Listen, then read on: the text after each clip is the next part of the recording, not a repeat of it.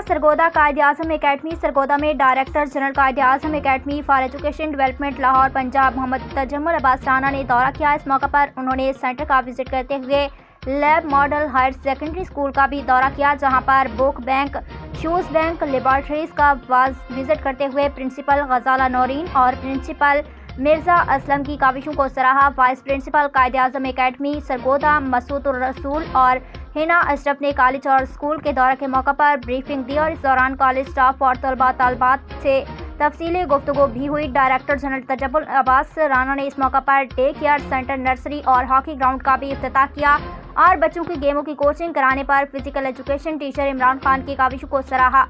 बच्चों ने जिम्नास्टिक और हॉकी के जौहर भी दिखाए। तजम्मुल अब्बास राना ने दौरे को कामयाब करते करार देते हुए कहा कि आपके साथ हर तरह की मुआवनत की जाएगी ताकि बच्चे अच्छे तरीके से खेलकर मुल्क व कौम की खिदमत करें, मुल्क का नाम रोशन करें और टीचर्स में सर्टिफिकेट देने का भी ऐलान किया। इस मौके पर deputy director Punjab doctor Shakeela और असिस्टेंट डायरेक्टर पंजाब अदील खुर्शीद भी साथ मौजूद थे। Report Zafar Abbas, tehsil reporter Shahpur झावरियाँ।